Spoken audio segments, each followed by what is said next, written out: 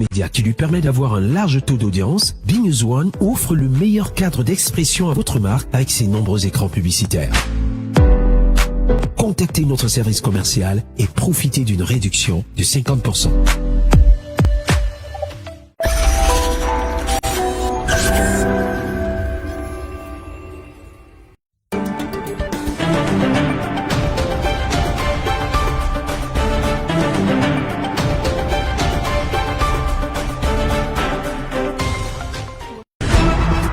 De retrospective chaque semaine. BNews One, l'information continue 24 heures sur 24, 7 jours sur 7.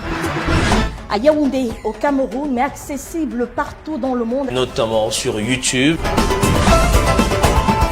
Reportages, enquêtes, analyses, décryptages, commentaires. L'information la bonne, regardez BNews 1. La chaîne de l'information sur l'Afrique. L'actualité du continent africain.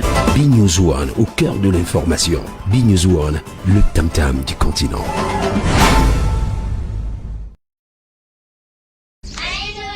BNews One, le tam-tam du continent.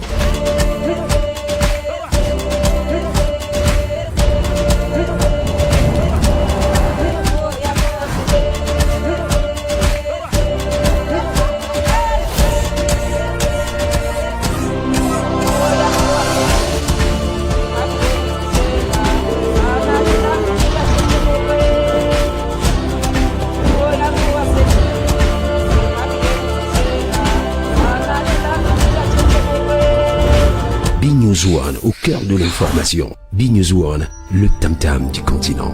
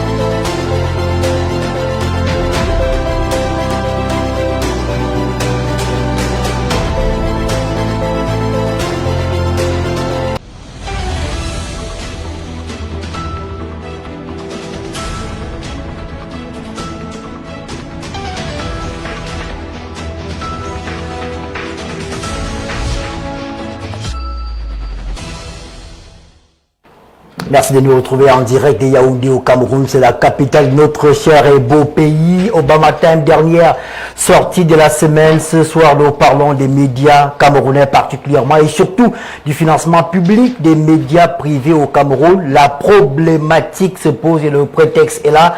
Vous le savez tous, pendant toute l'année 2020, les médias camerounais n'ont pas eu droit à ce qu'on appelle dans notre pays l'aide à la communication privée.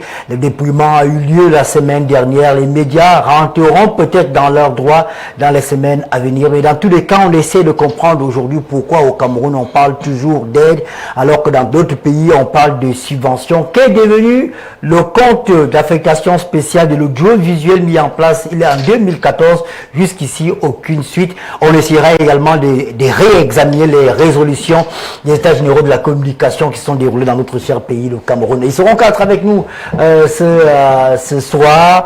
Nous avons l'honneur, le privilège, l'avantage d'avoir avec nous deux chefs supérieurs ce soir, deux chefs traditionnels. D'abord, Sa Majesté Charles Atanganamanda, il est journaliste principal, diplômé de l'École supérieure des sciences et techniques de l'information et de la communication. Il est directeur de l'Observatoire des médias au ministère de la Communication. Il est chargé de mission du comité central du RDPC dans le département de la Mofouyakono. Il est également l'un des responsables du secrétariat général en charge de la communication du RDPC. Sa Majesté, bonsoir. Bonsoir, M. Obama, et toutes mes amitiés au grand public qui va vivre ce grand moment de télévision. Je voudrais vous le dire simplement, si j'avais en entrée à parler de ma modeste personne, je dirais simplement qu'il s'agit d'un Camerounais engagé au service de la communauté. Et je suis là ce soir, je commence par rendre hommage à M. le ministre de la Communication, porte-parole du gouvernement, qui a tenu à ce que je quitte l'Observatoire des médias pour retrouver l'espace public national et international, pour apporter la vision de l'État, pour dire les choses exactement comme elles sont. Et je termine en vous redisant ce que je pense et je sais de vous. Vous êtes un professionnel bien senti. Parce qu'il y a quelques jours, j'ai suivi dans une télévision publique, la seule que nous ayons dans notre pays, cette thématique développée de la façon la plus incroyablement unilatérale. Et je pense qu'on ne peut pas parler des problèmes d'appui institutionnel à la presse dans notre pays et donner la parole simplement aux acteurs qui sont des acteurs sur le champ médiatique, excusez-moi, alors que l'État est mis en procès. Donc, je voudrais qu'on s'entende tout de suite. Je ne suis pas venu ici pour... Le papier n'a pas été équilibré alors. Je pense qu'il ne s'agit pas d'un papier non équilibré, il s'agit d'une approche professionnelle très questionnable, pour dire le moins.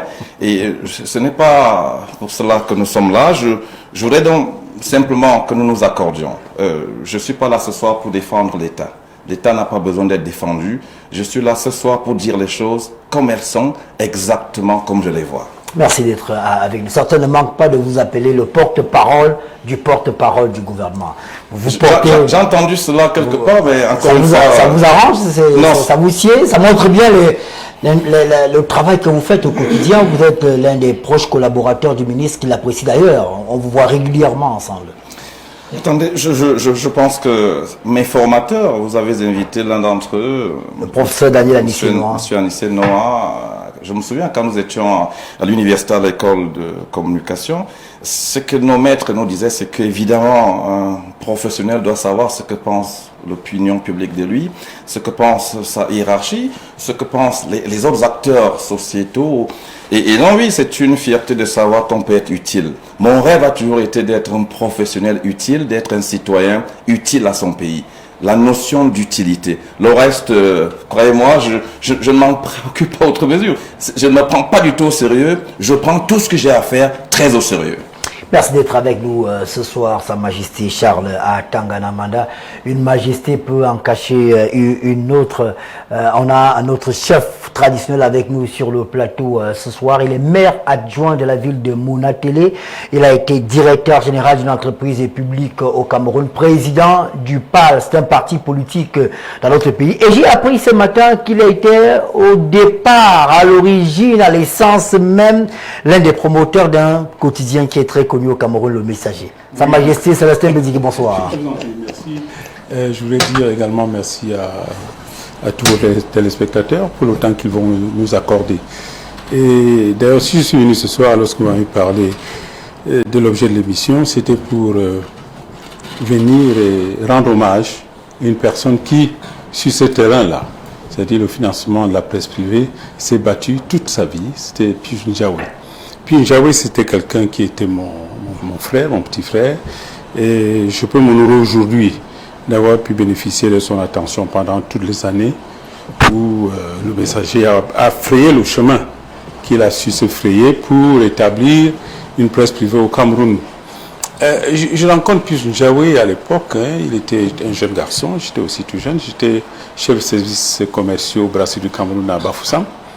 Et Njawé y était, il était chef de service chef de service des services commerciaux au Brasserie du Cameroun. Ça s'appelle maintenant le directeur régional de vente. Ah, d'accord. Voilà, alors un jour, je venais d'être installé, je reçois la visite d'un jeune homme, il me dit, il a appris qu'un Africain est venu remplacer un Blanc. Vous savez, c'est à peu près les mêmes circonstances, je rencontrais le chef Sokoudjou, et je le reçois, et il me dit qu'il est promoteur d'un organe de presse, et ça s'appelait le Messager sportif.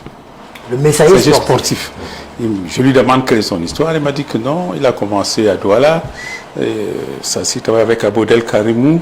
Ils avaient un journal qu'on appelait, je ne sais plus très bien qu'on appelait ce journal-là. Non, ils avaient un journal là, c'est pas. Et il a fait ses armes là pendant un an, il a décidé de migrer à l'ouest. C'est ça, il a créé le Messager sportif. Quelques temps après, 4-5 mois après, il m'envoie un mot, cette fois-là, il était habitué de celui-là. Il m'envoie un mot de la prison de Bafoussam, me disant qu'il a été arrêté et qu'il a incarcéré le procureur a envoyé à la prison de Bafoussam. Qu'est-ce qui se passe? Je m'y rends, il me dit que c'est le directeur de l'équipe de Vipère de Fumbot qui n'a pas trouvé de son goût l'article qu'il avait fait sur un match ou autre chose et qu'il a fait arrêter. Je suis allé voir le procureur de la République, qui était un camarade de classe, un Vienna. On était avec Eton à la fac à l'époque de 1970. J'ai dit à Vienna, qui a mon petit là-bas que tu as envoyé au New February, il faut que tu le sortes. Alors on le sort là, quand il arrive, je lui dis, mais tu ne vas pas continuer son histoire des trucs sportifs là. Il faut décrocher ça. Le titre doit s'appeler Le Messager, point.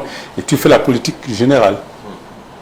Il accepte et puis à partir de ce moment-là, nous sommes restés vraiment liés. Quand je suis descendu à Douala par la suite, à la même position, il m'a suivi, on l'a installé, je l'ai installé, je peux le dire. Vous l'avez accompagné? Et je l'ai accompagné tout au long de sa carrière. Et l'élément qui nous rapproche de l'émission de ce soir, c'est que pendant des années, il a fallu se battre. D'abord, c'était en quotidien, non en hebdomadaire, ensuite en tri-hebdomadaire, ensuite en quotidien, pour que le journal puisse paraître. Donc vous étiez l'un des financiers du Oh là là, bon, enfin, je crois que si je ne suis pas doté d'un immeuble comme celui-ci aujourd'hui, je pense que c'est en partie à cause du Messager.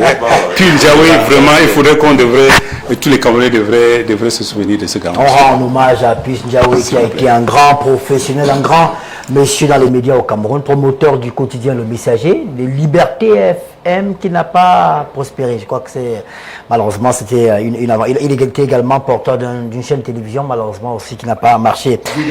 Il n'a pas eu le temps. S'il meurt, c'est parce qu'il me rejoint aux États-Unis. On était en train de faire un montage financier pour la création d'un groupe de presse dans lequel devrait justement être une télévision. Une télévision et autres éléments.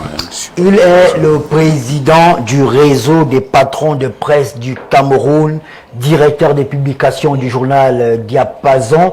Il est journaliste diplômé de l'ESTIC. C'est rare de voir des patrons de presse au Cameroun qui sont diplômés de l'ESTIC. François Bouquet, on en parle chaque fois, mais c'est avec un plaisir inouï que je vous reçois toujours. Bonsoir. Bonsoir, c'est un plaisir renouvelé de retrouver ici des figures connues et reconnues. Et surtout, c'est un plaisir de retrouver des jeunes qui ont suivi le message du chef de l'État, qui leur a demandé d'oser. Et on voit des jeunes qui ont osé. Et j'aimerais que le sujet que nous allons aborder ce soir puisse parvenir aux oreilles du chef de l'État pour que le message qu'il a envoyé aux jeunes et qui l'ont compris, attendre ces jeunes prouvent donc qu'ils ont compris ce message et vont attendre qu'ils réagissent.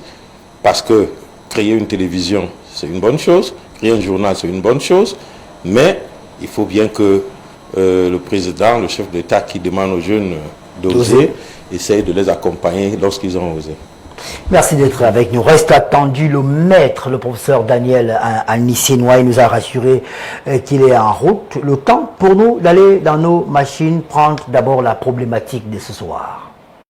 Madame, bonsoir. Monsieur, bonsoir. Obama Time ce soir s'intéresse à la problématique du financement public des médias privés. Le Cameroun, pays indépendant depuis 1960, a entamé sa marche vers la libéralisation. Le multipartisme connaît son point culminant pendant l'élection présidentielle de 1992, mais avant, le président Paul Biya, avant-gardiste, avait déjà consacré en 1990 la loi sur la communication sociale. Depuis lors, des centaines de journaux, radios et télé ont vu le jour. Seulement, ils évoluent dans des conditions précaires. Formation inexistante dans certains médias, salaire quasi absent et l'épineux problème demeure celui du financement public des médias privés. Seule la chaîne publique nationale reçoit la redevance audiovisuelle payée par tous les Camerounais. Le secteur privé, lui, reçoit une dotation annuelle de 250 millions de francs CFA pour 168 demandes environ.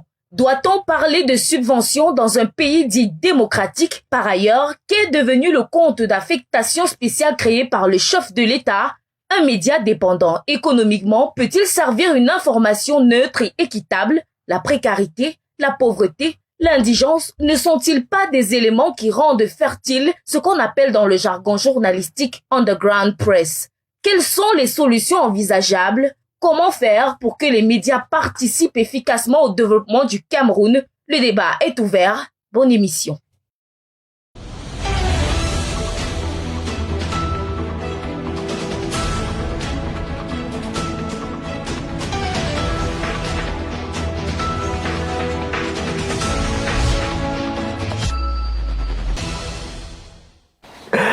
Merci à Janice Kamga pour cette belle problématique. Je rappelle que le prétexte, c'est l'aide à la communication privée.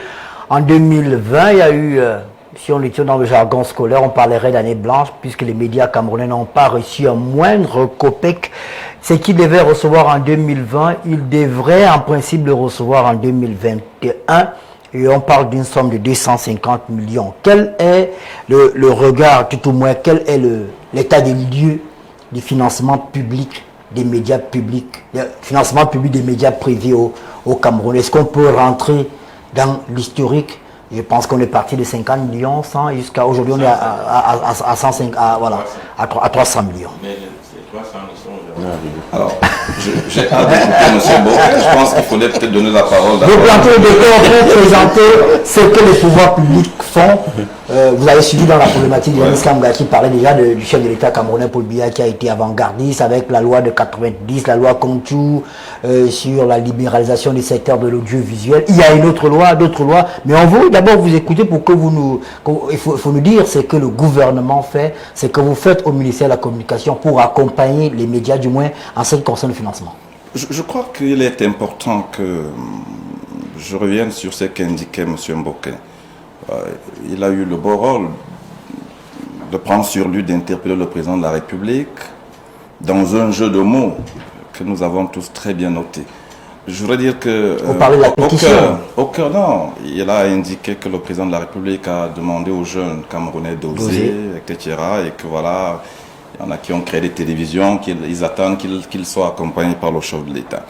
Enfin, je voudrais tirer simplement un parallélisme qui va être fort, tout à fait frappant, pour indiquer qu'au cœur de la vision sociale du président de la République, la libéralisation des énergies, la liberté de la parole, la liberté de presse, quand vous regardez des grands pans de l'histoire du renouveau national, ces 4 dernières décennies, vous verrez que le président de la République a mis un point d'honneur justement à permettre à ce qu'il y ait une libéralisation multisectorielle en ce qui concerne l'espace médiatique national. Je vais dire simplement, je vais dire de manière globale, l'espace public national.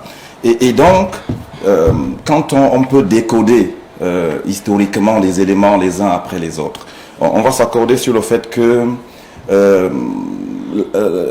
la première idée de l'aide à la presse, l'aide publique à la presse privée, commence avec l'arrêté pris par le ministre de la Communication de l'époque, le 23 septembre 2002. Il faudrait bien qu'on se comprenne.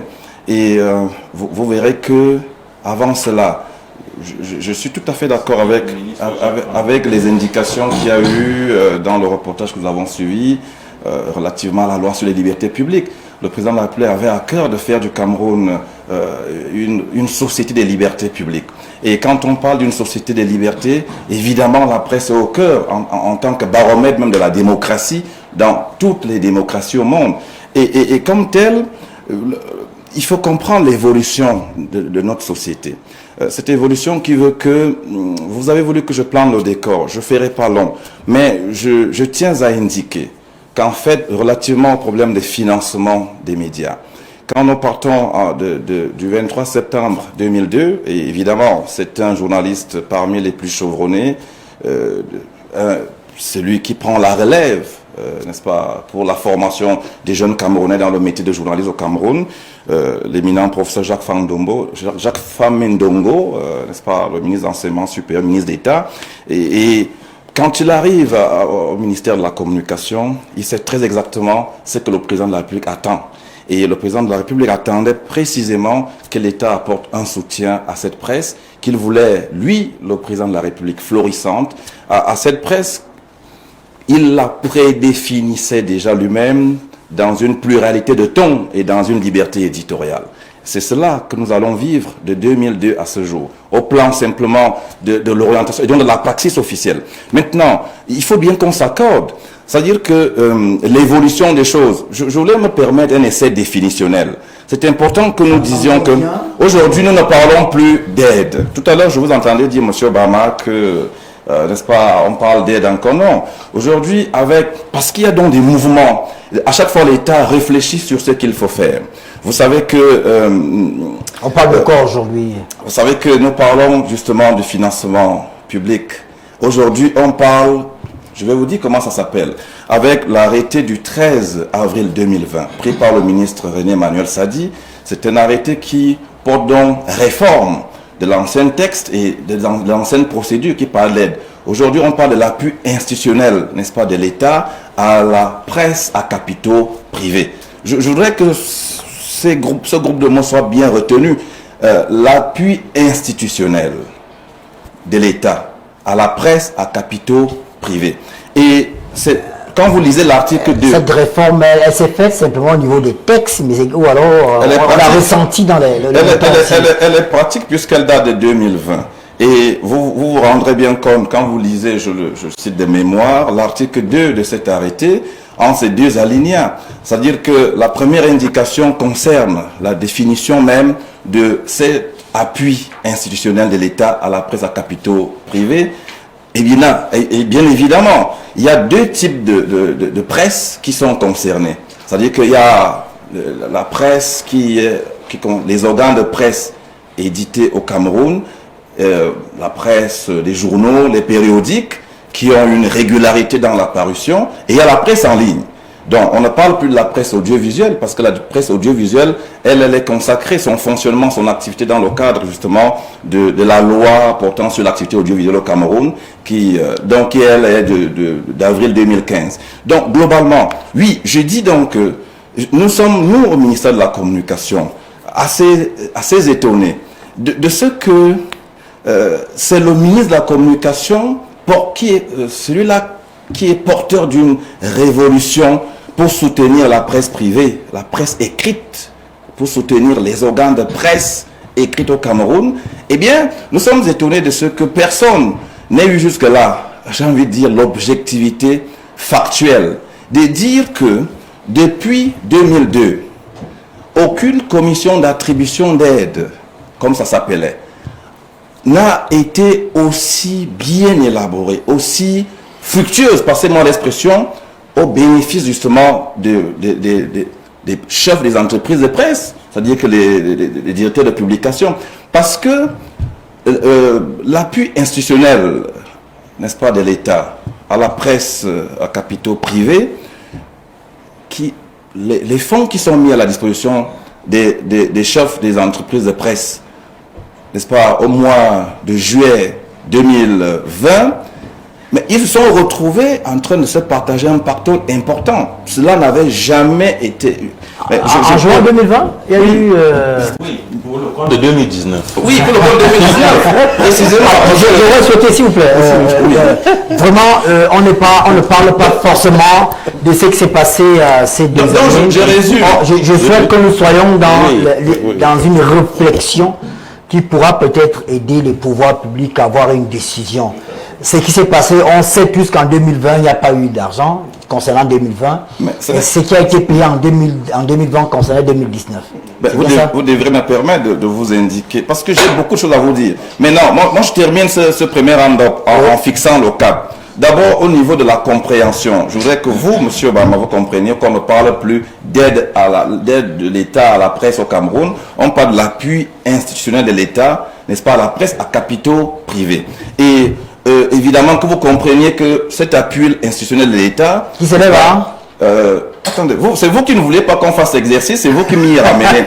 Je suis en train de vous dire que c'est une affaire de procédure. C'est un procès complètement absurde qui est fait à l'administration de la communication au Cameroun. Monsieur Bokeh, Monsieur François Bokeh sait très bien que si il y a eu un retard relativement à cet appui qui devait intervenir en 2020, c'est simplement parce qu'évidemment il y avait une réforme qui était en gestation. Et cette réforme-là consacrée parce que on ne pouvait plus faire une chose de le contraire. La réforme annonçait la mise à l'écart au bénéfice de cet appui institutionnel, des médias audiovisuels notamment, et de toute la corporation. Parce que vous savez qu'avant, M. Obama, je voudrais vous dire, les producteurs bénéficiaient de cette aide-là, producteurs audiovisuels, les télévisions, les radios et la presse écrite. Mais aujourd'hui, l'appui institutionnel de l'État aux médias, à la presse à capitaux privés, bénéficie exclusivement aux médias en ligne. C'est une première révolution, il faudrait que ça soit noté. Je peux le dire de mémoire.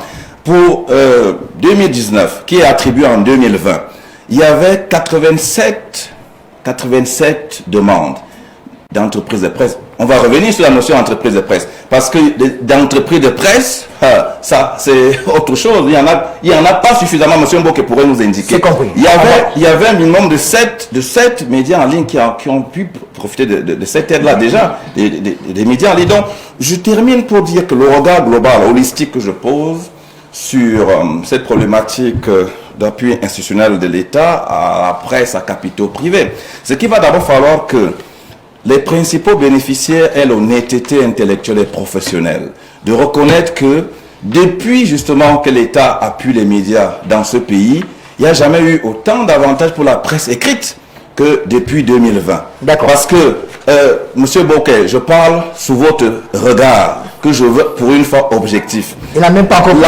La grille se situe entre 1,5 million et 3,5 millions. Aujourd'hui, je vous dis ce qui s'est fait en 2020. C'est qu'on n'avait jamais vu cela avant. Et de deux, presque la quasi-totalité de ceux qui en ont fait demande, le ministre René Manuel Sadi a eu une orientation extraordinairement, comment on va dire, peut-être pas paternaliste, mais dans une orientation de bonne gouvernance qu'il faut saluer. On va revenir à vous, Monsieur Bokeh, j'ai hâte de vous écouter. Parce que, et je voudrais vous... Dans le bas de page, au moment où le présentateur vedette de cette émission vous donnera la parole, je voudrais que vous sachiez que partout où vous pouvez ressortir, je vais utiliser la technique du serpent avec vous. Ok, c'est compris. Partout où vous sortirez, je vous prendrai vous-même à témoin. Merci. On va permettre de reconnaître que la presse aujourd'hui a des problèmes, mais ce que l'État a commencé à faire pour la presse privée, la presse écrite précisément, est à saluer. Merci. Beaucoup reste à faire naturellement. On rappelle, on retient de votre prise de parole que on est passé de l'aide à l'appui. Voilà. Institutionnel. Il y a eu changement à la presse à capitaux. Réforme textuelle du cadre. Et réforme opérationnelle aussi. Juridique. Et maintenant, au niveau du montant, vous ne voulez pas évoquer le montant de cette année. Je vous ai posé la question, vous ne m'avez pas répondu. Mais je vais vous répondre. Je vous dis tout de suite que l'année dernière, M. Bokeh le sait, il y avait une enveloppe de 240 millions. Et cette enveloppe de 240 millions, justement, a été utilisée pour les organes de presse et qui en ont fait demande et la presse en ligne. 240 millions, on a retenu. Et donc pour... Vous avez répondu à ma question déjà. 240 millions. 240 millions. Ça c'était 2019 qui a été donné à 2020, oui. Le fonds de l'audiovisuel Où est-ce qu'il en est? Où est-ce qu'on en est? Avant ça, je vais répondre pour dire que, encore une fois, j'ai suivi pas mal de contre-vérités parce que M. Bokesse... Est-ce qu'il fonctionne? M. Bama, est-ce que vous êtes d'accord avec moi qu'on ne fait pas de politique en dehors des réalités? Et vous connaissez le contexte actuel. Donc, je reviens... Je voulais juste avoir une réponse de... Je vous aide à compléter vos questions au plan financier. Non. Demandez-moi, M. Obama, pour l'année 2020, qui sera payée bientôt en 2021, quelle année la cagnotte? Parce que j'ai suivi sur la télévision nationale. Quand un journaliste d'une télévision publique spécule sur ce qui concerne l'État, il faut, à défaut d'en être effrayé... On va faire le procès des confrères de la télévision publique ici. Je veux une réponse. Le fond... Je serai le dernier à faire le procès de quelques télévisions, que ce fut surtout de la télévision publique. Nous faisons le procès de la véracité. Ne répondez pas à ma question. Le fonds qui est réservé aux médias audiovisuels, est-ce qu'il fonctionne? Est-ce qu'il y a de l'argent là-bas? Est-ce qu'ils le perçoivent déjà, ces médias? Je vais d'abord donner une réponse qui est une réponse de responsable. Vous savez que la loi portant sur l'activité de l'audiovisuel au Cameroun, cette loi doit être complétée par des textes d'application. Je peux répondre par une autre question. Est-ce que, par exemple, la haute autorité de l'audiovisuel est déjà mise en place? Donc, il y a un certain nombre de dossiers qui sont en chantier. Et donc, corrélativement, le dossier est suffisamment avancé. Relativement, je mets au fonds spécial pour les médias audiovisuels. On va revenir à mais avec moi, je voudrais que vous vous rectifiez, me connaissant bien. Vous savez à quel point je suis tolérant. J'ai une tolérance existentielle. Je ne suis pas de ceux qui sortent le fouet à la première. Mais je vais dire, les médias de service public sont dans l'antichambre de l'État. Et chaque fois que nous les écoutons, nous en attendons crédibilité et véracité des faits. Donc je n'ai mis personne en procès, je mets la véracité de l'information en procès et je rectifie, c'est de mon droit de rectifier. Dans tous les cas, en ce qui concerne BNews One, on fait le maximum d'efforts d'avoir une information qui est neutre, qui est impartiale et qui est objective. Voilà. C'est pour ça que je dis par exemple que quand j'entends 300 millions, cette année il n'y aura pas 300 millions, il n'y aura pas 400 millions, parce que le contexte le veut. Regardez le budget même global du ministère de la Communication, il a chuté. Évidemment, la plus qu'on vous donnera, permettez. Alors on retient qu'au Cameroun, cette année, l'année dernière, c'est 240 millions. C'est vous qui l'avez... On a fait un travail, avant de passer la parole à François Mboké, des chiffres d'abord. Je ne sais pas si à la région, on peut avoir le tableau des subventions à la presse privée dans certains pays africains. On a pris la peine de noter les années parce que les sources sur Internet ne sont pas actualisées. On ne voulait pas donner une information qui serait parcellaire. Verlin, dès que c'est possible à la régie, vous me ferez signe. On va d'abord écouter François Mboké sur l'état des lieux. Quel est le regard que vous, en tant que patron des patrons de presse, vous jetez sur le financement public des médias privés au Cameroun?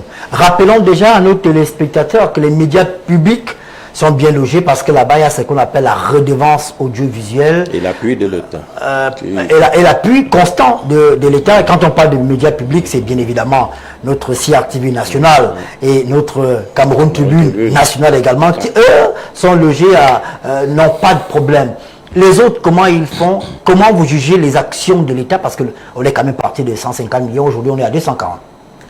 Oui, je voudrais d'abord rassurer mon cher ami Charles que si vous avez pris la peine de nous appeler, c'est parce que vous pensez que c'est une problématique importante et qu'on n'est pas venu là pour se jeter des pots de banane, mais pour trouver des solutions. Parce que parfois, des gouvernants prennent des mesures à l'encontre de l'attente des populations ou alors des bénéficiaires parce qu'ils n'ont pas la bonne information.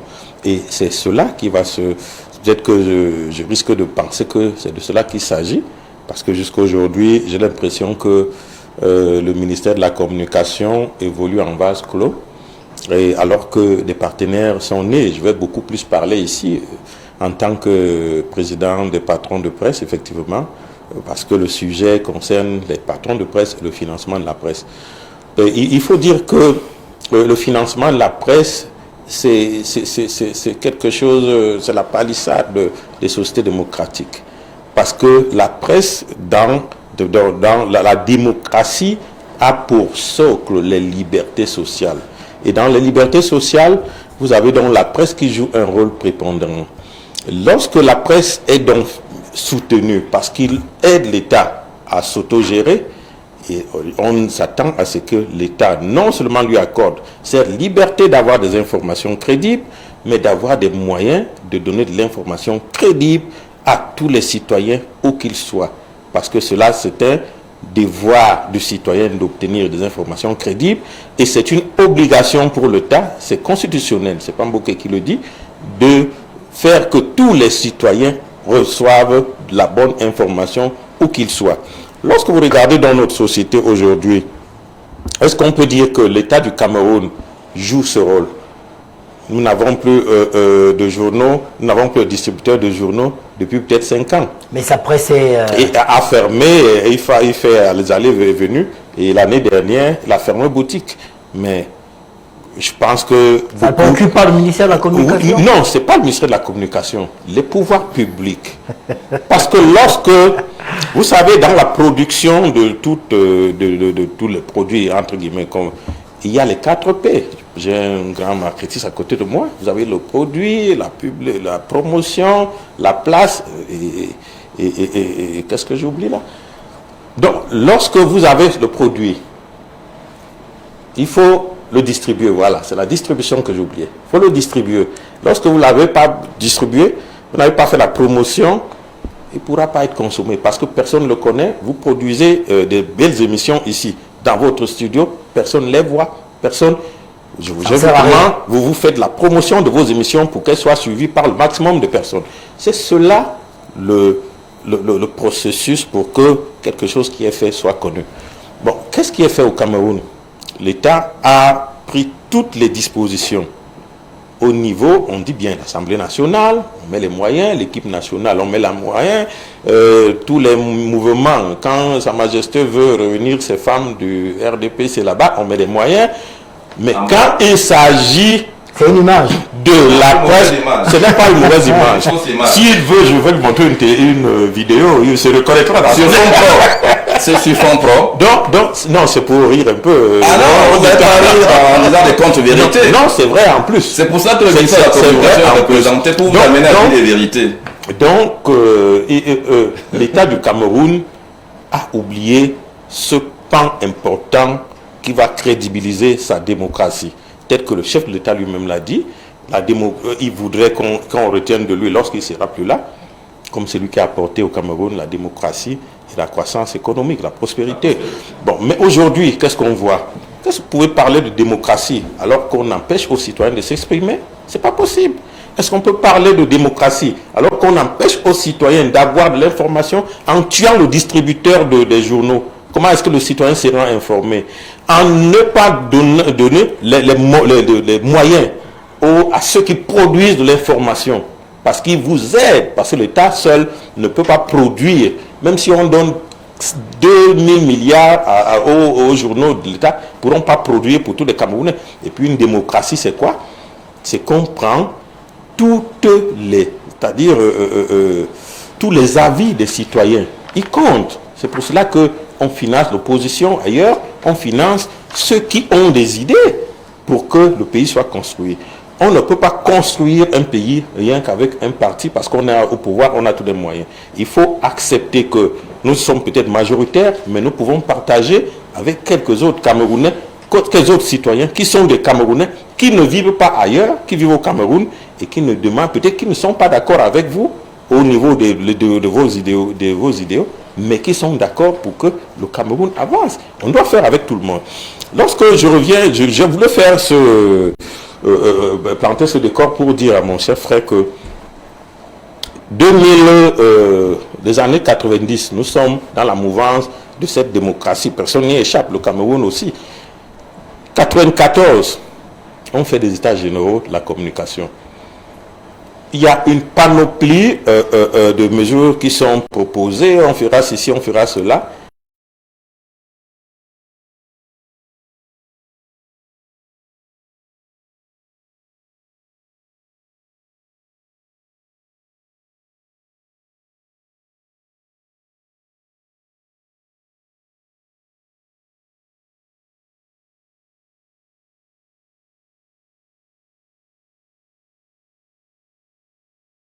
Et tout comme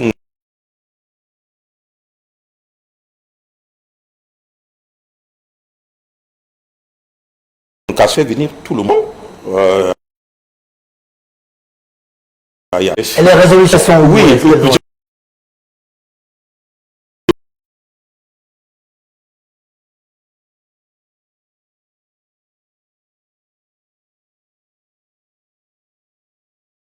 Oui, on y croit déjà. Et cela voudrait dire que le pouvoir public s'était rendu compte que, au travers de la communication, un pays peut effectivement atteindre cette émergence.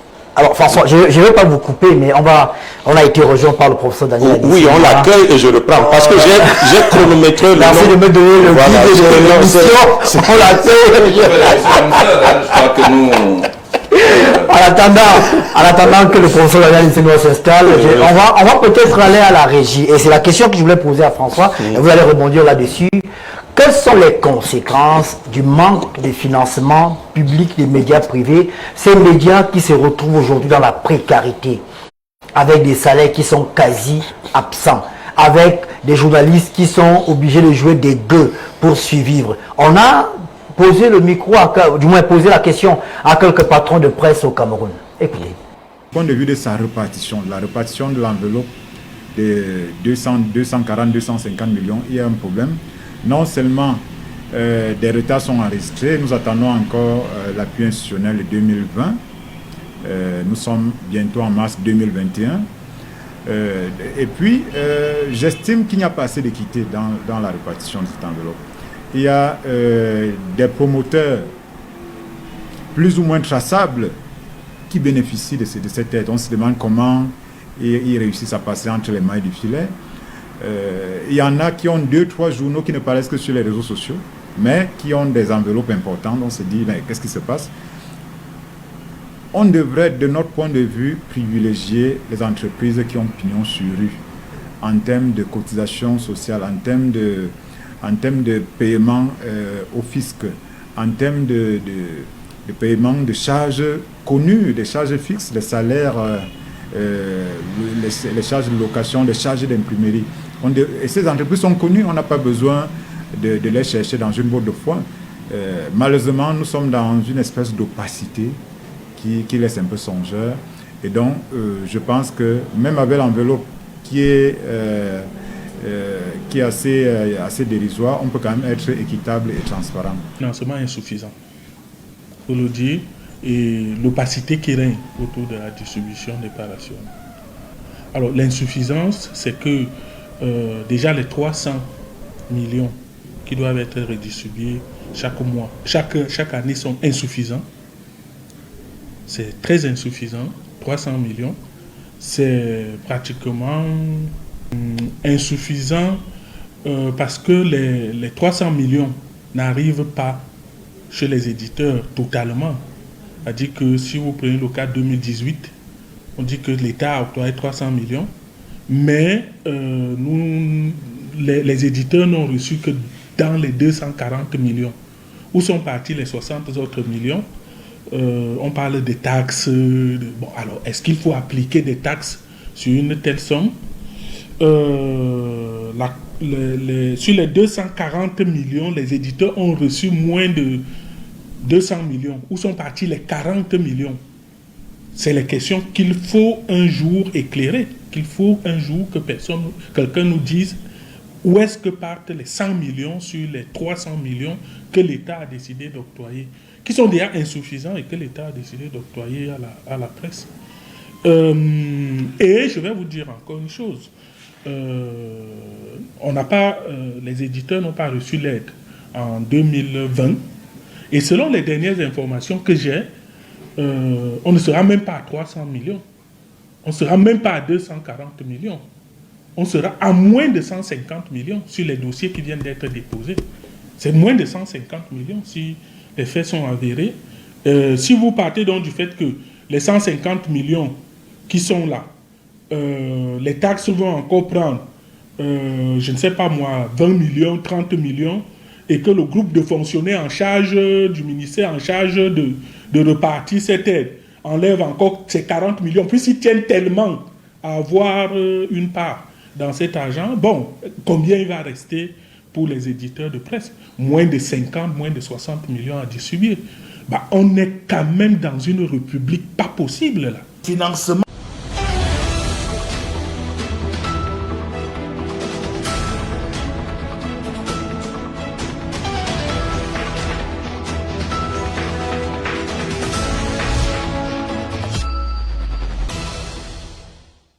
Retour sur le plateau, nous sommes toujours en direct de Yaoundé au Cameroun. C'est une très belle capitale, vous qui n'avez pas encore fait un tour dans notre pays. On a été rejoint par le professeur Daniel Anisenois.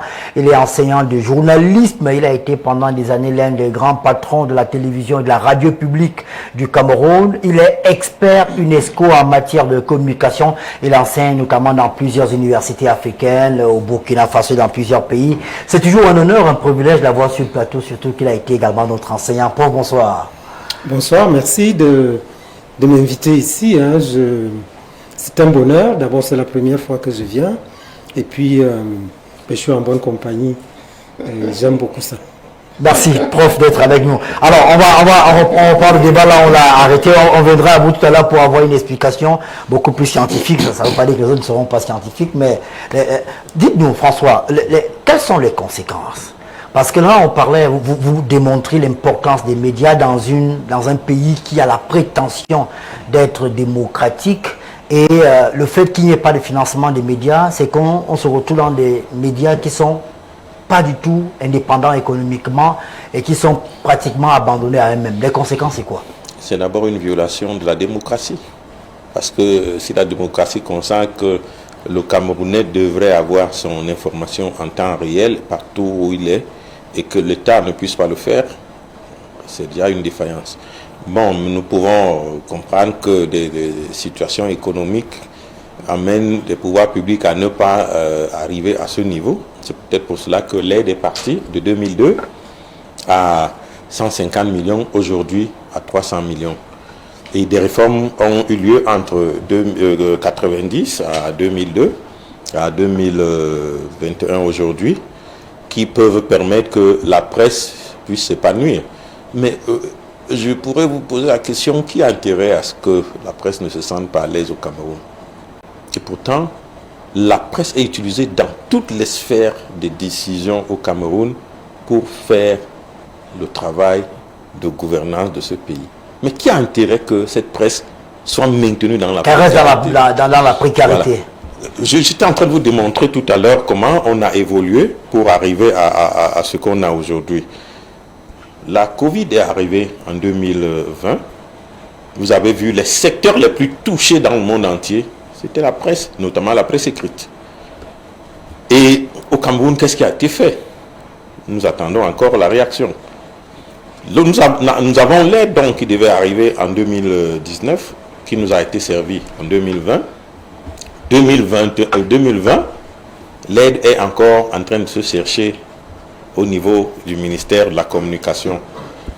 Nous pensons que, et c'est ce que je disais tout à l'heure à mon cher ami Charles, que le MINCOM n'a pas à prendre des patrons de presse comme des ennemis, mais comme des partenaires. Tous les États sérieux traitent avec des patrons de presse sérieux. Ils ont à prendre des patrons de presse comme des partenaires. Parce que il va beau être directeur jusqu'à ministre de la Communication, il ne connaît pas la réalité de la presse. La preuve, il ne sait pas où se trouve Diapason. Vous l'avez nommé ministre de la Communication alors? La preuve, il ne sait pas où Diapason est situé. Alors que Diapason... C'est quand même un débat.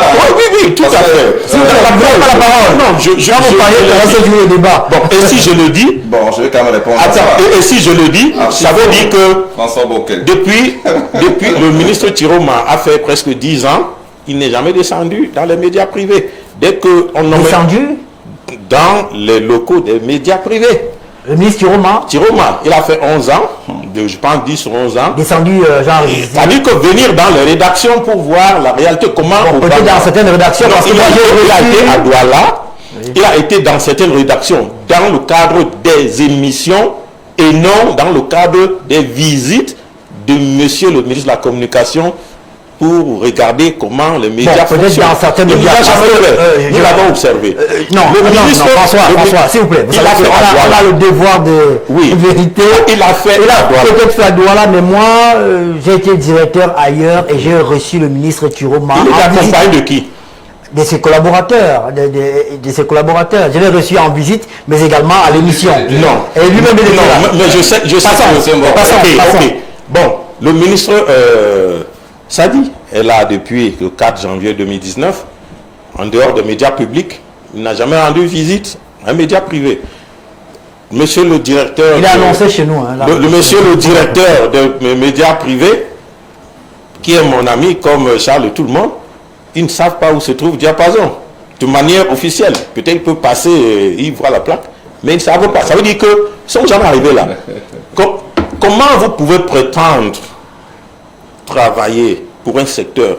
Vous ne cherchez pas à comprendre les problèmes de ce secteur-là. Et pour les comprendre, c'est pas en restant dans le bureau. C'est compris. Ça Attendez. Parce que vous lui avez donné... Non. Là, vous allez gâter l'émission. Nous prenons les téléspectateurs à témoin. François, non. S'il vous plaît, vous regardez le micro. S'il vous plaît. Okay. C'est moi qui conduis l'émission, je sais où je vais. Et parfois, quand je vous passe la parole, j'ai eu les réponses que je veux. Et je passe la parole à quelqu'un d'autre. Vous avez beaucoup de documents devant vous. Prenez le temps de noter. On va revenir à vous. Il faut que ça... C'est un débat, hein, François. Mais il faudrait qu'il y ait équité dans la distribution de parole. J'ai peur qu'on soit déjà un peu au-delà de non. Je note mon timing. Je suis à 18 minutes de parole. Contre 32 minutes de mon... Je suis à 18 minutes. C'est compris. On revient à vous, François. Votre présence, on ne peut plus... C'est vrai que j'avais une question pratique à vous poser. Combien coûte en moyenne, du moins, combien vous dépensez en moyenne par parution d'un journal? 200, c'est-à-dire cela dépend si j'avais pas terminé ma question, vous voyez, à partir de la collecte, le traitement, l'impression et enfin la distribution, ça vous coûte en moyenne combien? Non, pour une édition c'est dans les 500 000. 500 000. Moi je voulais vous répondre parce que nous prenons au niveau des patrons, on pense que la première partie est gérée dans le cadre peut-être salarial, mais maintenant ce qui va soit au niveau de la production, n'appartient plus. Donc c'est un autre chapitre dans l'entreprise de presse. D'accord, c'est compris. Vous avez sorti le mot entreprise de presse. Professeur Daniel Adissé nous expliquera cela. Alors, j'ai souhaité aujourd'hui, pour qu'on ait une vue globale à la fin de l'émission, avoir des différents corps. On a un enseignant de journalisme, on a le porte-parole du gouvernement, on a un journaliste pratiquant sur le terrain, patron de presse, et on a un ancien promoteur qui est économiste. Alors, je voulais poser la question, et puis homme politique. Pourquoi le gouvernement, j'ai reçu sur le plateau ici les enseignants d'université, j'ai appris que chaque année, le chef de l'État accorde 14 milliards aux enseignants des universités pour la recherche. Voilà. Les musiciens ont un fonds spécial qui s'élève pratiquement à 1,5 milliard. Quand on compare l'accompagnement d'un pays, je confesse que j'ai beaucoup de respect pour les enseignants d'université, je respecte également leur recherche, même si parfois on n'a pas l'impression que c'est réellement la recherche parce qu'on ne voit pas les résultats, mais les médias qui font un travail de service public, qui accompagnent au quotidien le gouvernement, comment comprendre que jusque-là, qu'il n'y ait pas un réel fonds pour accompagner les médias sérieux dans notre pays? Mais M. Obama, c'est très facile à comprendre, ce phénomène que vous décrivez. D'autant plus que tout cela s'effectue sous le chapeau de ce que l'on appelle la démocratie ou la démocratisation. Mais en vérité, ce que vous déclarez nous révèle une réalité que nous autres politiques fustigeons depuis des années. C'est le fait qu'au Cameroun, quand on parle de démocratie, on parle de démocratie en tant que procédure et non la démocratie en tant que culture. J'ai écouté tout à l'heure parler le représentant du ministre de l'Information et je me suis bien... La communication. Je me suis bien rendu compte qu'on y était, c'est-à-dire sur ce système où tout ce qui est relatif à la démocratie au Cameroun, c'est d'abord la procédure qu'on essaie de satisfaire. En vérité, c'est pour... on pourrait, si on a le mot dur, c'est peut-être pour essayer de faire semblant, de faire comme si on donne quelque chose, alors qu'en vérité, on ne donne rien. Volonté, réel problème de volonté politique? Je crois qu'il y a tout au moins une cause politique à ce décalage-là entre la démocratie en tant que procédure et en tant que ou la démonstration de culture. Pourquoi? Et je crois que cela est dû à un retard ou à un refus même d'appropriation des mutations qui accompagnent le monde moderne. Ce n'est pas seulement un retard, je crois que c'est un refus. Quand je parle de retard, je dis il y a une certaine école ou à un certain niveau de développement, on pense par exemple que tout doit être vu sous un angle trilatéral. Mais non, désormais, nous sommes entrés dans une ère où s'impose ce qu'on appelle la quadrilatérisation. Si vous prenez par exemple sur le plan économique, pendant longtemps, on a travaillé sur 3 secteurs économiques. Le secteur primaire, l'agriculture, le secteur secondaire, l'industrie, le secteur tertiaire, les services. Mais il s'est créé un 4e secteur, qui est celui de la communication. Ce qui fait qu'aujourd'hui, on vit dans un monde qui a 4 secteurs et sur lesquels l'État doit porter une attention équivalente. Mais dans un pays comme le Cameroun, où il y a une certaine obsolescence de la réflexion politique, d'ailleurs il faut le dire, le nouveau pilier qui est celui de la communication n'est pas pris en compte. Et donc en termes d'allocation de ressources, elle ne reçoit pas, ce secteur-là ne reçoit pas un niveau de ressources à la hauteur de la fonction essentielle qui est la sienne aujourd'hui. Je faisais un calcul rapide là. Je me dis, regardez par exemple, nous avons un budget au Cameroun de l'ordre de 5 000 milliards de francs, pour arrondir. Et lorsqu'on parle de la dotation qui est 240, 300 millions. J'ai dit 250 millions. J'ai fait un calcul rapide. Ça veut dire 0,005% pour le 4e pilier dans un pays comme le nôtre. Et vous vous déplacez et vous entrez dans le pouvoir. Maintenant, plutôt, prenez l'analyse de notre pays sous l'angle des pouvoirs. Ce n'est pas un mot en l'air lorsqu'on parle de 4e pouvoir. Non. Il y a 4 pouvoirs. Il y avait d'abord 3 pouvoirs. L'exécutif, le législatif et le judiciaire. Maintenant, il y a un 4e pouvoir, qui est le pouvoir de la communication et de la presse. En principe, l'État, dans sa fonction qui est d'orienter et de canaliser des ressources en direction de chacun de ces 3 pouvoirs ou en direction de l'un de ces 4 secteurs, doit s'assurer que l'allocation dont bénéficie chaque secteur est à la hauteur des attentes des attentes de population. Malheureusement, ce n'est pas le cas au Cameroun. Et pourquoi cela? Parce que tout simplement, le Cameroun est enfermé. Nous sommes enfermés dans une logique où autant nous proclamons la démocratie, dans la démocratie, autant le système de gouvernance qui est mis en place, qui est animé et qui est justifié par, on peut le dire, les intellectuels organiques, tend beaucoup plus, non même plus vers le jacobinisme, mais vers une certaine forme de totalitarisme, où tout revient à la pensée ou à la satisfaction d'un seul individu qui est le président de la République. C'est cette espèce de mauvaise compréhension ou de mauvaise structure ou mauvaise appropriation des valeurs de la démocratie et de l'évolution du monde moderne qui génère donc des anomalies, des graves anomalies comme celles auxquelles nous faisons face aujourd'hui. Alors moi j'ai dit, ici si nous sommes là, c'est pour essayer d'amener les uns les autres, de prendre conscience d'une certaine situation et de voir comment on peut évoluer. Moi je ne suis pas venu ici pour, je sais pas, me crêper les chignons avec quiconque, mais je me dis, mais je suis venu pour partager la lecture ou l'analyse que nous autres, dans notre rôle de politique, nous faisons de la situation actuelle et notamment de la situation devant laquelle se retrouve la presse. D'autant plus que, comme je vous l'ai dit à l'entame de mon émission, je tenais absolument à venir à cette émission pour venir témoigner sur la mémoire de mon ami Ndjawe, qui sera d'ailleurs mort toute sa vie, qui serait d'ailleurs mort ou qui a consacré toute sa vie à essayer de régler ce problème du financement des médias privés, qui est une espèce de quadrature du cercle. Vous savez, les mathématiciens grecs n'y sont pas parvenus, trouver la formule, la quadrature du cercle, et je crois que même aujourd'hui, on n'a toujours pas pu trouver ce problème, et j'ai bien peur que dans la réflexion que vous engagez aujourd'hui, il y a une énorme difficulté à trouver cette on va essayer, on va essayer. On va, avant d'écouter le professeur Daniel Anicinois, on s'est permis... Mon collègue, je n'ai pas plus de 5 minutes. Hein.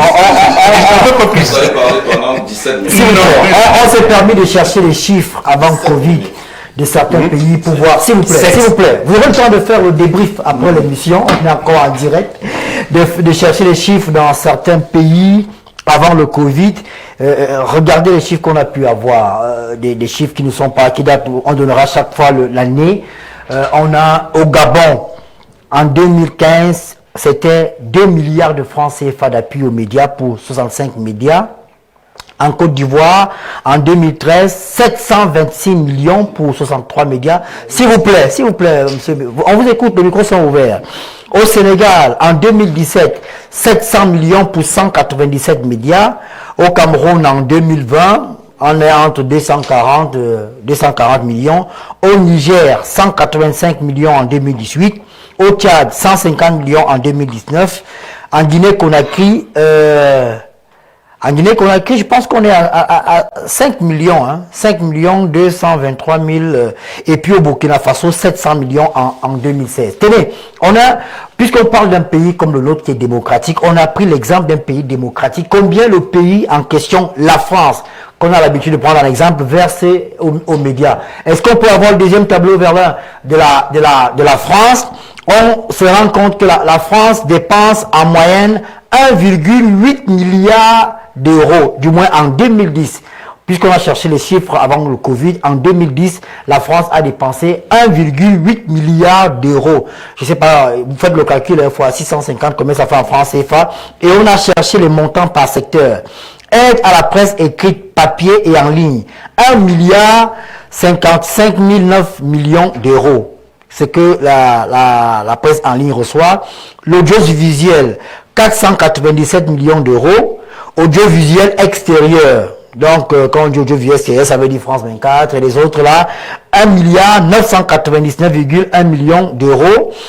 Non, 199 millions d'euros, autant pour moi. Soutien aux radios locales. Les radios locales, en France, chaque région a pratiquement sa radio. 29 millions d'euros. Soutien aux radios locales. Et les chaînes de télévision publiques. Quand on dit public, c'est entre parenthèses. Donc, il y a la chaîne Le Sénat. Il y a également la chaîne parlementaire. Ils ont reçu en 2010 31 millions d'euros de l'État français. Notre conseiller Janice Kamgaki a fait cette recherche. Elle n'a pas insisté sur le fait qu'en France, même un blogueur, dès que vous atteignez un certain nombre de followers, vous recevez des subventions de l'État. Il fallait qu'on partage avec vous ces chiffres pour voir à quel niveau la presse est importante dans la démocratisation d'un pays, ou alors dans un pays qui se dit démocratique. Professeur Daniel Anicinois, on revient à vous et on va se poser les questions essentielles. Si on parle d'un média qui est prétendument une entreprise de presse, donc une entreprise qui recherche des bénéfices, est-ce qu'un média devrait attendre un appui de l'État? Quelle différence vous faites entre média et entreprise de presse?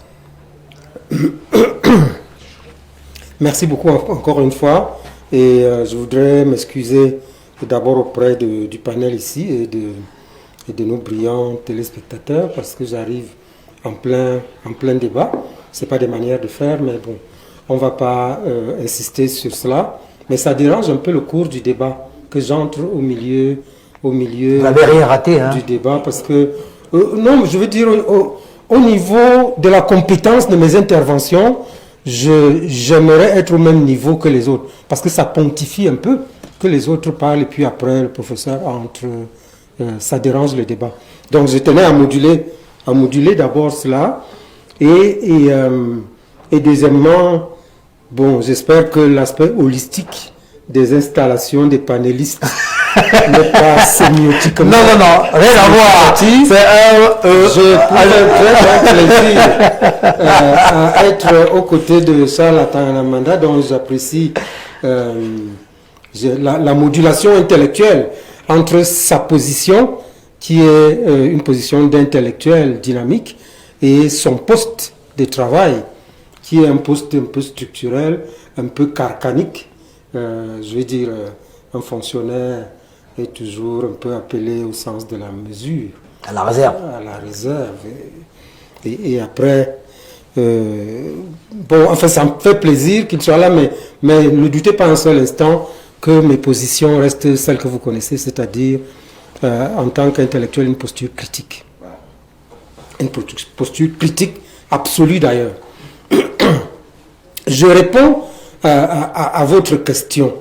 Est-ce qu'un média ou une entreprise, le terme technique c'est entreprise éditoriale, est-ce qu'un média ou une entreprise éditoriale peut aspirer à une aide?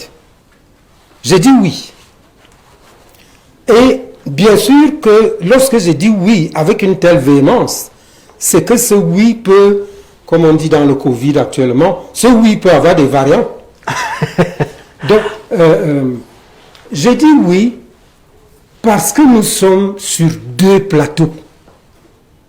Lorsque j'entends des choses, hein, je commence à contester vous-même et les chiffres que vous venez de présenter, ils sont pour moi une absurdité. C'est-à-dire dire que le Gabon, et je suis fier de le dire devant un économiste, il appréciera, qu'on me dise qu'au Gabon on a distribué 2 milliards à 265 organes de presse. C'est quoi le tissu 65 organes, c'était en 2015, prof. À 65 65. 2 milliards. Oui. C'est quoi le tissu économique? C'est quelle quantité de public, de médias au Gabon? Bon, comme on n'a pas de temps, je puis vous dire que pour moi, c'est non. Ça, c'est la corruption et c'est la concussion. C'est les bras liés. C'est ce qu'on appelle une aide liée. Monsieur Obama, il faut toujours soupçonner quelqu'un qui vous donnerait trop d'argent. C'est sûr, il faut soupçonner, j'ai dit toujours aux dames, méfiez-vous de quelqu'un qui est trop gentil. Mais pour vous ne devez pas dire que vous contestez nos chiffres, mais vous questionnez nos chiffres. Non, c'est l'utilisation que vous en faites, et c'est une sorte de clin d'œil plus tard. Mais je voudrais revenir sur ma logique, avant de revenir sur la logique économique. Pourquoi les entreprises éditoriales existent? Pourquoi la presse du journalisme existe? Peut-être que mon cher ami très apprécié, Célestin Bédi, qui y reviendra tout à l'heure, je distingue très bien dans la liste confuse que vous avez donnée tout à l'heure. C'est deux choses différentes. Le journalisme que j'ai fait pendant une cinquantaine d'années, le journalisme est un métier sacré, c'est un métier d'artiste. C'est un métier de la prise de parole alternative. Il ne fraye à aucun moment avec la communication. La communication, c'est canalisé, c'est je te donne de l'argent pour que tu me fasses. C'est la propagande. Ce dont il est question au Gabon là, c'est des gens qui ne sont donc plus des journalistes, qui sont des rédacteurs, qui font de la communication créative, mais pour de la propagande. Mais prof, c'est pas parce que vous avez reçu un appui que cela vous enlève vos qualités de journaliste. Et quand vous parlez de la communication extérieure en France, c'est quoi la manipulation? Donc, je dis, le premier plateau, c'est que lorsque nous parlons ici du financement des médias, je vous prie de rectifier en disant le financement public des médias, éventuellement des médias privés. Donc nous sommes dans les politiques publiques. Nous sommes, je nuance le terme, nous sommes certainement en démocratie. En démocratie, c'est-à-dire, il y a d'abord la politique publique, et puis il y a des porteurs, des gens dégourdis, ainsi de suite, qui sont dans les partis politiques, etc. Donc, le journalisme est fait pour spéculer, pour battre les lignes, etc. Et le vrai journaliste suspecte toujours la personne qui l'aide.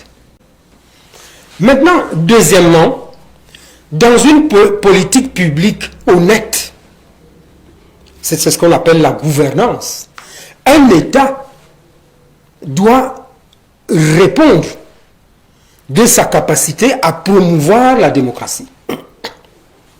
C'est dans ce sens que nous sommes maintenant en économie.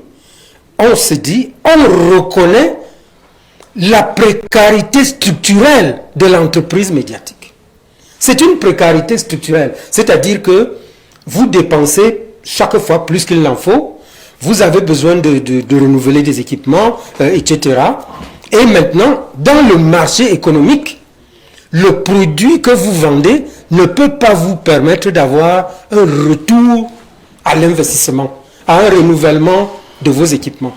Et c'est pour cela que l'État est donc appelé à être en aide. Mais c'est une pression que qui se fait dans le public. Ce n'est pas quelque chose où, quoi qu'en dira Tanamanda tout à l'heure, ce n'est pas quelque chose que l'État donne volontiers. Il faut le conquérir. Il faut le conquérir par plusieurs moyens. Premièrement, il faut qu'au niveau de l'opinion publique, la presse apprenne que j'ai prétendu être le journaliste. Un journaliste n'est jamais pauvre. Un journaliste ne manque jamais d'intelligence. Dans une société, le journaliste sert un peu, comme on disait, de l'honnête homme au XVIIe siècle. C'est un démiurge. C'est un ami des dieux. Il a d'abord le talent de l'écriture. Il a l'élégance. Il a la capacité d'entrer dans les débats. Il est cultivé. Un journaliste est une élite.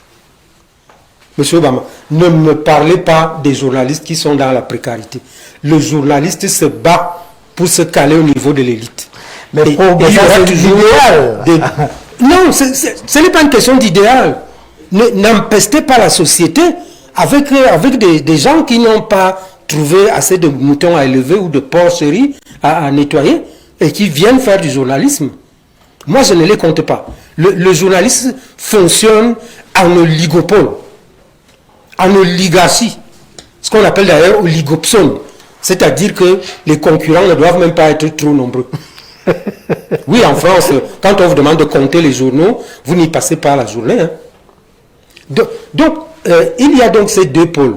Et dans le deuxième pôle qui est économique, on comprend, je vais quand même arrêter d'abord là. Mais peut-être au premier pôle, d'abord, il y a déjà un problème.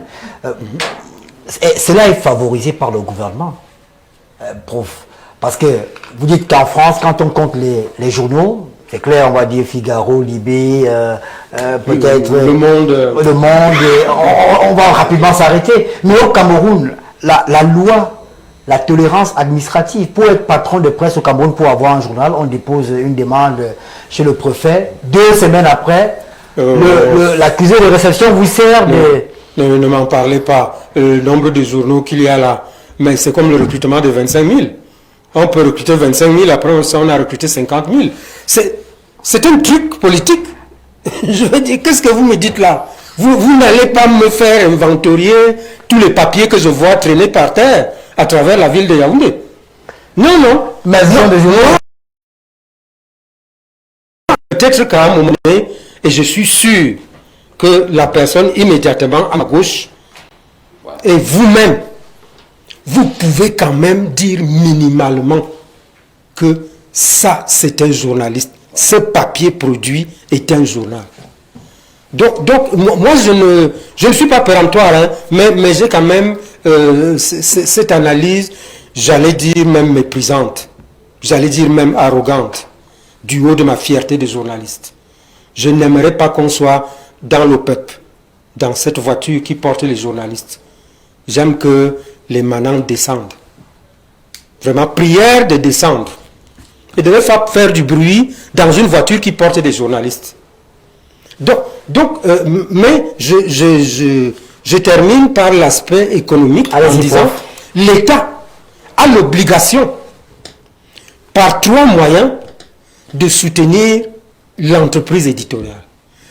Premièrement, et je précise que c'est une obligation conquise, ce n'est pas une pitié. Parce que là, vous parlez comme si les journalistes demandaient une pitié. Ce n'est pas une pitié, c'est conquis par la virilité de la presse. Premièrement, le ministère de la Communication donne une aide. Je n'ai pas bien compris. Et parle désormais d'appui, prof. Donne un appui. Ça ne va pas beaucoup m'arranger. Parce qu'il y a l'aide que le ministère de la Communication conduit, et on verra peut-être les chiffres. Deuxièmement, il y a le soutien. Et parfois, les sommes qui circulent, et j'ai un directeur de publication devant moi, les sommes qui circulent dans le soutien sont parfois plus significatives que les sommes de l'aide. Hein. Le ministère qui distribue, je ne sais pas, les annonces de programmes régionaux de développement, je ne sais pas comment on appelle ça. Le journal des projets, ça s'appelle. Quand les gars passent à la caisse, ils sortent avec un sérieux sourire. Hein. Donc ça c'est le deuxième volet, c'est-à-dire là c'est pas le Mincom, mais c'est du solide. Et le troisième volet, c'est ce qu'on appelle l'affinancement. C'est-à-dire le financement est quelque chose de positif, c'est-à-dire en termes d'aide, on prend de l'argent, on vous donne. En termes de soutien, un autre ministère que le Mincom s'organise, je ne sais pas trop comment, il fait sa liste, il prend de l'argent, il donne, est-ce que c'est des amis, je ne sais pas trop. Et puis donc, l'affinancement à trait d'union. Financement veut dire l'ensemble des mesures non directement financières. L'aide pour acheter du papier, peut-être contribuer pour que les journalistes payent le loyer de leur entreprise, etc. Il peut y avoir un ensemble de mesures qui parfois viennent de l'acceptation de l'aide internationale. Vous savez, il y avait déjà un comité pour la presse et quelque chose comme ça, l'argent venait du Canada. Pour que ça soit un peu clair, l'État a aménagé des pistes. Donc, je suis, en résumé, très nuancé. Je tiens à ce qu'on distingue toujours la communication du journalisme à cause de la verve alternative, de l'exigence des discussions républicaines dans laquelle doivent entrer les journalistes, dans le journalisme d'investigation notamment. Et je tiens à un autre détail, c'est qu'il faut faire le ménage dans les gens qui font du bruit là comme journalistes. D'accord. Je rappelle quand même à la régie à Verlan-Côté que de manière exceptionnelle, nous serons en direct jusqu'à 23h. Le sujet est assez important. Il faudrait qu'on écoute vraiment les uns les autres qui ont pris la peine de venir ici aujourd'hui. Et surtout que le public veut en savoir un peu plus. J'avais, avant de passer la parole à Sa Majesté Charles Tanamala, une dernière question. Elle sera peut-être brève, votre réponse sera peut-être brève. Et vous semblez, bon, vous n'êtes pas d'accord que des personnes qui ne sont pas journalistes se retrouvent dans le métier. À l'école, vous nous parlez de presse underground. Mais est-ce que cela, le fait que les médias ne soient pas économiquement indépendants, est-ce que ça ne favorise pas cela? Parce que si vous avez M. Obama, qui est diplômé de l'ESTIC, que M. Mboké veut recruter, et que M. Mboké sait pertinemment que M. Obama va me coûter cher, il est prêt à prendre un cousin au quartier qui a le baccalauréat, qui était très bon en rédaction, en littérature, et il en fait un journaliste. Est-ce que ce n'est pas la précarité qui favorise, ou alors est-ce qu'on peut attendre mieux des médias qui ne sont pas économiquement indépendants? Oh, ça se passe partout comme ça. Hein. Et si je connais bien M. Mboké, je lis bien Diapason, et je suis sûr que M. Mboké, quand il fait ce qu'on appelle en journalisme le casting, c'est-à-dire le casting, il cherche un chroniqueur économique, il ne cherche pas les diplômés, hein. Et il cherche la performance de son journal. Lui, il n'est pas... là, vous évoquez peut-être les entreprises éditoriales comme si c'était des annexes du ministère de la fonction publique ou Moi, j'en ai formé des journalistes. Et je suis, comme vous le savez, très fier d'être ici. J'en ai formé des journalistes. Ça fait, comme on dit dans la langue française, mais des 100 et des 1000. Et j'en rencontre quelques-uns qui font la saisie devant la sous-préfecture. Ah mais oui, mais vous n'écrivez pas une attaque ou une chute parce que vous avez un diplôme. Hein. Ceux qui l'ont essayé, vous l'avez essayé, je crois que Charles l'a essayé, Mboké le fait tous les jours. Mais il licencie quelqu'un qui a fait une mauvaise chute ou une mauvaise attaque. Dans les 5 minutes qui suivent, c'est une faute lourde. Et cette capacité-là vient du talent. Donc, moi, je pense que d'abord, il faut fonctionner par le talent. Et ensuite, nous sommes dans une, comme disait Célestin Béziki, nous sommes dans une posture de combat. En République, rien ne vous est... Nothing is granted. Ce sont des conquêtes, et ce sont des conquêtes permanentes. D'accord. Charles Attendant, Manda, vous mourrez d'envie de reprendre la parole. Vous disiez avoir des éléments qui montrent que le gouvernement n'appuie pas les médias simplement dans l'appui institutionnel qui est connu, qu'il y a d'autres méthodes qui ne sont pas régulièrement révélées. Je voudrais que vous compreniez qu'il y a tellement de choses à dire, parce qu'il y a eu beaucoup de contre-vérités. Je voudrais saluer d'abord la prise de parole magistrale, n'est-ce pas, du maître du journalisme, qui est Daniel Anicenois. Je voudrais dire à ce grand monsieur que vous fûtes de ces professionnels, de mes compatriotes, qui m'ont convaincu qu'il fallait qu'un jour je fût journaliste. Et je pense que votre histoire avec moi, je sens franchement que j'ai forcé mon talent ou mon destin, est assez incroyable. Vous vous retrouvez là à mes côtés ce soir encore, je ne l'ai pas prévu.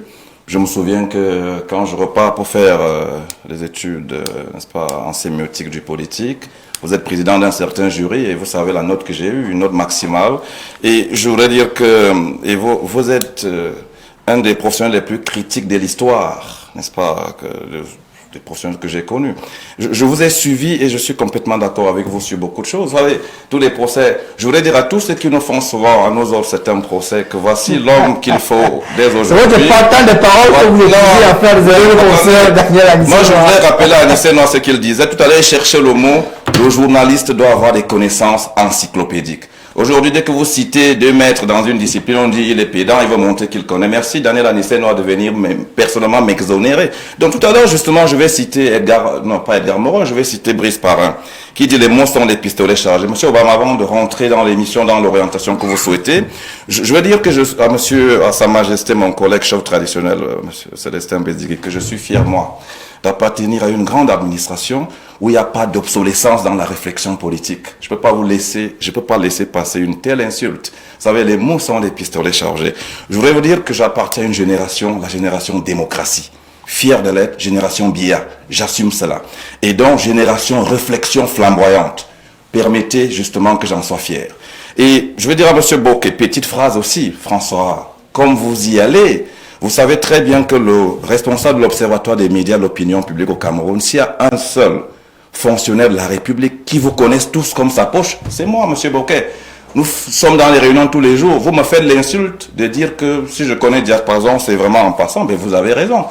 Quand est-ce que vous m'avez invité, franchement, officiellement, je ne suis pas venu. Passons. Vous savez, c'est facile de venir dans l'espace public, et dérouler les mécanismes. C'est dans le texte, hein. Je vais vous lire.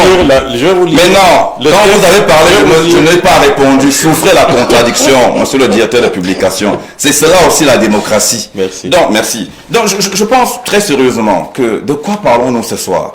Nous parlons d'une thématique qui revient, qui est déjà assez passéiste dans, si vous voulez, la réflexion à mener.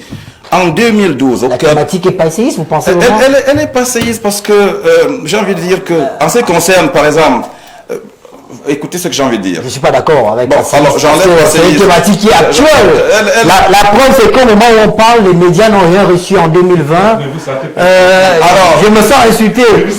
Parce que si la thématique n'était pas actuelle, on n'en serait pas là, on n'en parlerait pas. Si les médias recevaient des financements comme le préconise le professeur Daniel Anicenois, on n'en serait pas là. La thématique est actuelle. La thématique est actuelle, mais les arguments reviennent. Je vais vous le démontrer, monsieur le présentateur de cette émission. Vous avez vu juste de mettre cette thématique à débat. Et permettez-moi de vous dire que ça fait depuis que nous en parlons. Et à chaque fois, c'est la même chose un peu. C'est facile de tout renvoyer sur l'État. Vous savez, je vous ai dit, moi, je suis pas venu défendre l'État. L'État n'a pas besoin d'être défendu. Je suis venu défendre la vérité, la véracité des données, si vous voulez, l'orientation factuelle des choses. Je voudrais me souvenir qu'au cœur des États généraux de la communication, M. Obama, en 2012, il a donné le thème, mais le sous-thème était encore le plus vous voyez que j'ai le rapport général des États généraux. Justement, mais vous savez que... Je vais vous lire quelques points tout à l'heure. Mais attends, vous pouvez lire, mais je connais tout ce rapport par cœur pratiquement. En plus, j'étais un des ouvriers quelque part dans une des sous-commissions importantes. Ce que je voudrais dire humblement, c'est qu'au cœur des États généraux de la communication, et vous le savez, puisque justement vous avez le document entre vos mains, il était question d'adresser précisément la problématique du financement de la presse, la précarité des professionnels n'est-ce pas, du métier de journaliste au Cameroun. Et toutes les pistes ont été, n'est-ce pas, abordées, explorées. À partir de la première des pistes, Daniel Aniceno vient de l'indiquer. Moi, je vais le dire en toutes lettres. Qui est journaliste au Cameroun? Savez-vous tout ce qu'il y a eu quand il a fallu définir justement celui qui doit porter la casquette de journaliste au Cameroun? Un professionnel préalablement formé, etc. Mais vous verrez que la levée de bouclier qu'il y a eu, seulement d'évoquer qu'il faut que M. Bokeh soit formé avant de venir dire qu'il est journaliste, entre autres. Mais donc, je crois qu'aujourd'hui, je vais renvoyer la balle au centre pour dire deux choses. Mon point ne comprend tous les missions succédées actuelles ont eu des plaidoiries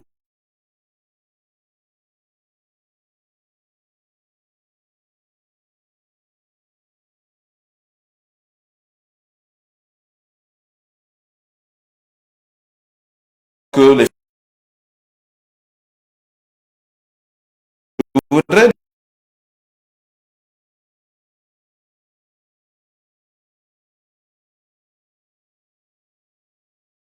ce pays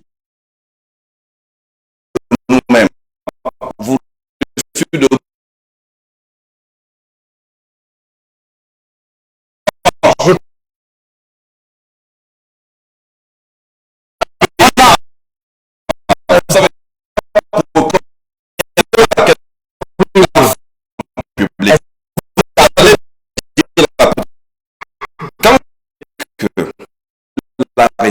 personnes de l'État, les agents publics comme les fonctionnaires classés, les contractuels, mais tout le monde aimerait voir son salaire revalorisé.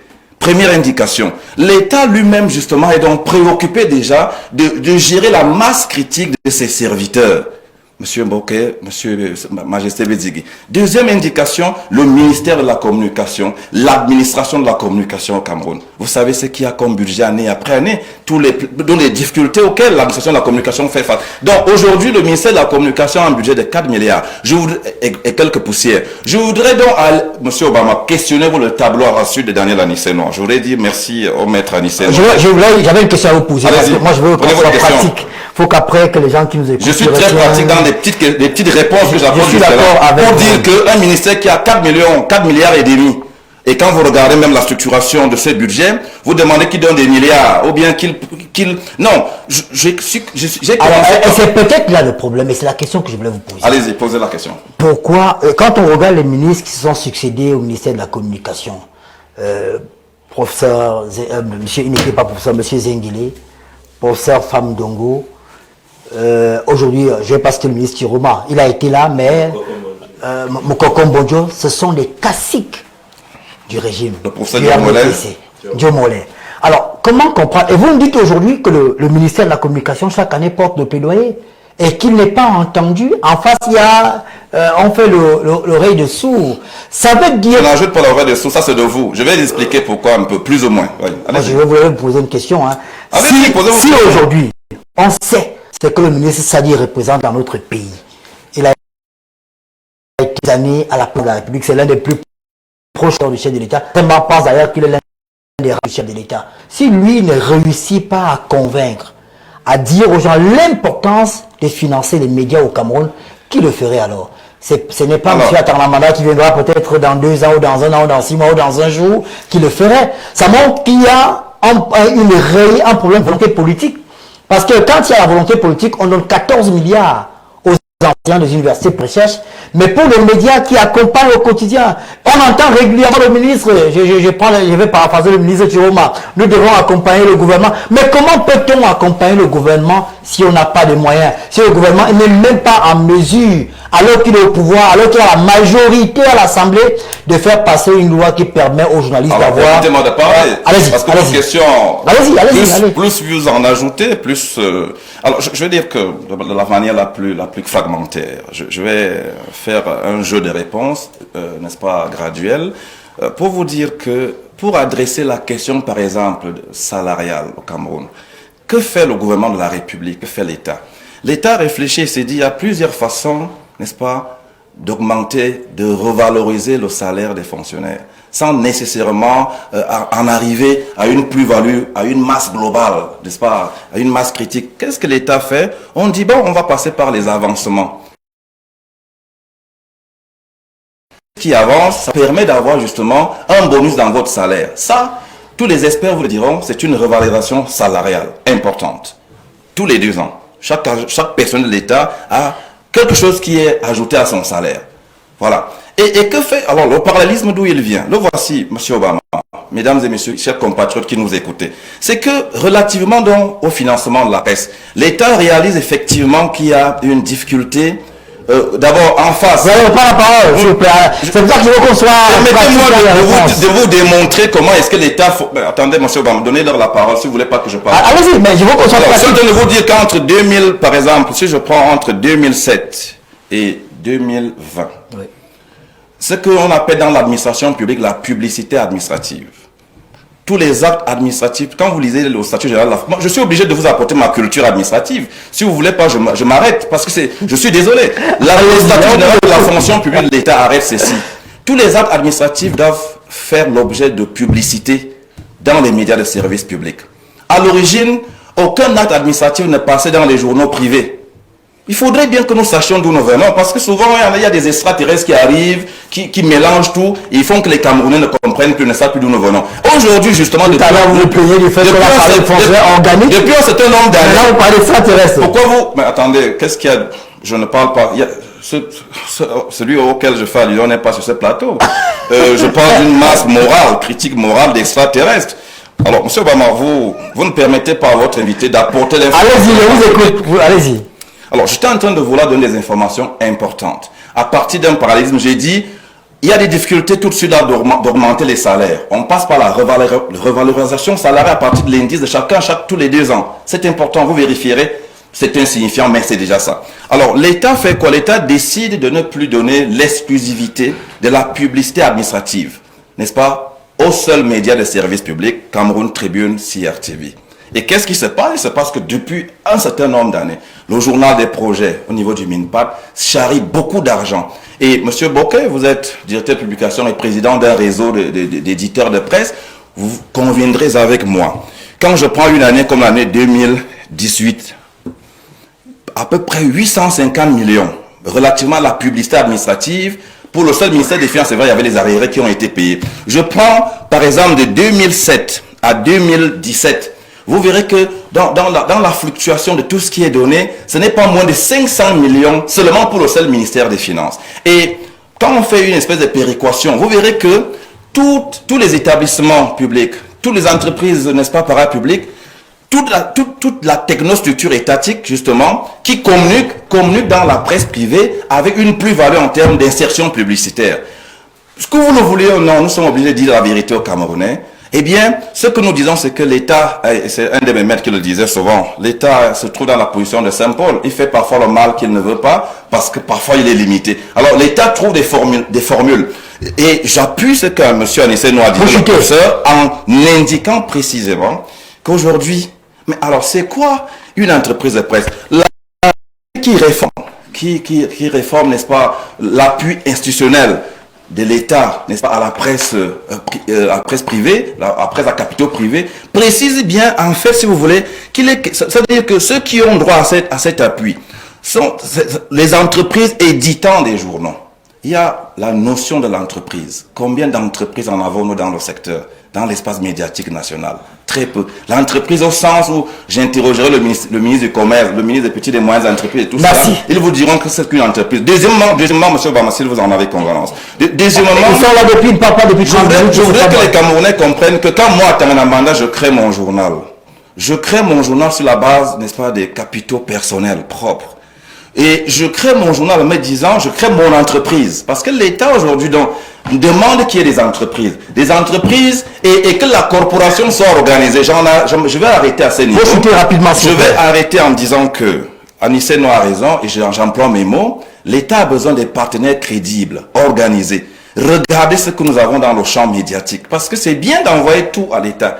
Comment est-ce qu'un jour, on en arrivera à organiser la corporation de journalistes au Cameroun? On se rend bien compte, vous êtes président d'un réseau, il y a une foultitude d'associations, on peut saluer certains syndicats. Merci, c'est compris. Donc, globalement, l'État a besoin de partenaires crédibles, organisés en face, pour précisément peut-être l'aider à apporter la plus-value qu'il voudrait bien apporter. Donc je crois que... On va écouter François Mbokeme, vous avez parlé de vous avez beaucoup étouffé, j'ai donné l'information. Je ne vous ai pas étouffé, vous avez parlé, vous avez donné vos chiffres. Merci. Et je retiens, quand on vous écoute, François Mbokeme, quand Just 2 minutes. Ok. Non, je voulais juste... Vous voulez d'abord réagir? Non, c'est pas en réaction, c'est un éclaircissement. Je voulais dire à mon collègue que, pour pacifier le débat, que je n'ai pas parlé des fonctionnaires organiques. Je ne veux pas me mettre là dos les fonctionnaires organiques. J'ai parlé d'intellectuels organiques. Et le professeur est là. Vous permettez. Les téléspectateurs ont écouté. Il a dit fonctionnaire, il voulait dire intellectuel. Il a dit intellectuel organique. J'ai parlé d'intellectuel. S'il a dit fonctionnaire, merci de rectifier. J'ai parlé d'intellectuel organique. C'est un terme universellement reconnu en analyse politique, dans l'approche post-marxiste de Gramsci, qui parle des intellectuels organiques, qui érigent ou qui établissent une hégémonie culturelle pour pouvoir instaurer une forme de régime totalitaire. Donc vraiment, nos compatriotes qui nous occupent, qui nous écoutent, vraiment, je les prie de ne pas céder au chant de sirène de mon collègue. Alors, s'il vous plaît, vous n'avez pas la parole, monsieur Atangana. On va écouter François Mbokeme maintenant. Bon, j'ai l'impression que quand moi j'écoute le directeur de l'Observatoire des médias, c'est vrai qu'il montre qu'il y a des avancées, que le gouvernement s'est battu pour qu'il y ait une amélioration. Le montant, on est parti de l'aide à l'appui. Il y a également le fait qu'aujourd'hui la publicité, les communiqués officiels peuvent être publiés dans les médias mais privés. Mais il reste quand même qu'il y a un réel problème qui se dégage. C'est comme si on est au ministère, du moins les fonctionnaires, ils ne sont pas organiques, qui sont arc-boutés à ne pas vouloir faire avancer les choses. Parce que normalement, on ne serait pas là en train de discuter, on devrait tous voir qu'il y a un problème. Je vais prendre un cas. Le Conseil national de la publicité, monsieur le directeur, est-ce qu'il fonctionne? Si, il fonctionne très bien. Il a été relancé, le ministre de la Communication. Si. Il a siégé tout récemment. Monsieur Bokeh, je voudrais... Vous avez posé ma question. Je crois que cet homme est même membre de ce conseil. On a siégé ensemble dernièrement. Monsieur Bokeh, avouez-le. Dites au Camerounais que vous êtes membre de ce conseil. Je suis membre. Mais comment est-ce qu'il est Alors, s'il vous plaît, monsieur, je vous passe la parole. Vous me direz si le conseil fonctionne. Je vais poser une question relative à ce que vous dépensez en moyenne.